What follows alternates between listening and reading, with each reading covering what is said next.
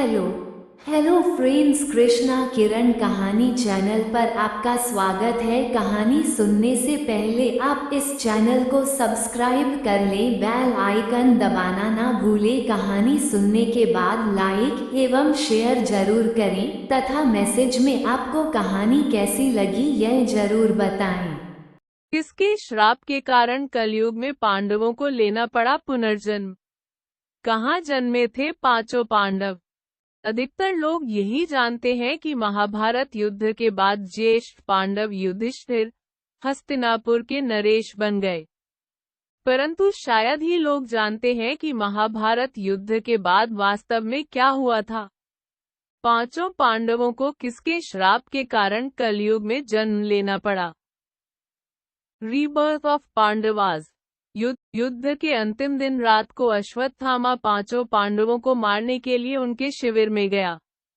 ऐसा माना जाता है कि शिविर के अंदर जाने से पहले अश्वत्थामा ने भगवान शिव से आज्ञा ली थी। शिव जी से आज्ञा लेने के बाद उसने पांडवों की जगह उनके पुत्रों का वध कर दिया था। लेकिन आइए जानते हैं, अश्वत्थामा ने जब हत्या जैसा अधर्म किया तो फिर पांडवों को शिव जी ने कलयुग में जन्म लेने का श्राप क्यों दिया? भविष्य पुराण की कथा। भविष्य पुराण में वर्णित कथा के अनुसार महाभारत युद्ध के 58वें दिन जब दुर्योधन भीम के हाथों परास्त होने के बाद मृत्यु का इंतजार कर रहा था तो अश्वत्थामा उससे मिलने आया।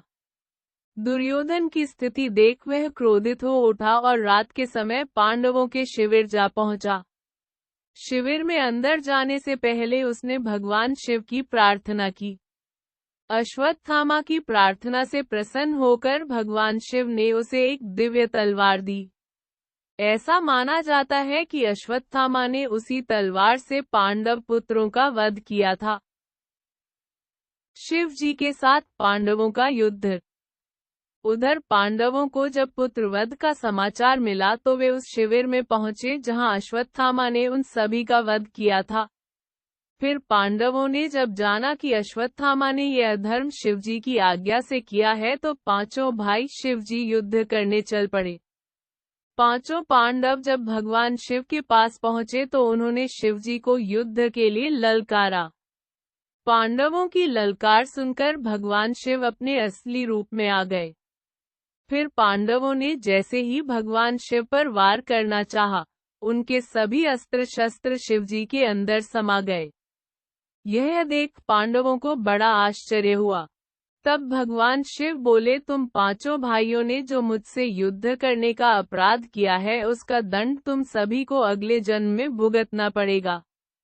इस जन्म में तुम सभी श्री कृष्ण के उपासक हो, इसलिए मैं तुम लोगों को कोई दंड नहीं दे रहा हूँ। तुम सब कलयुग में जन्म लोगे और उसी जन्म में इस अपराध का दंड भोगोगे। पांडवों का जन्म। भगवान शिव के ऐसा कहने के बाद पांचों पांडव श्री कृष्ण के पास आए और भगवान शिव ने जो कहा था उसके बारे में बताया।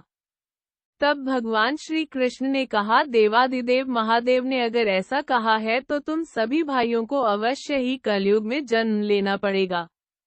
भविष्य पुराण में बताया गया है कि शिव जी के शाप के कारण ज्येष्ठ पांडव यानी युधिष्ठिर ने कलयुग में वत्सराज नाम के राजा के पुत्र रूप में जन्म लिया था।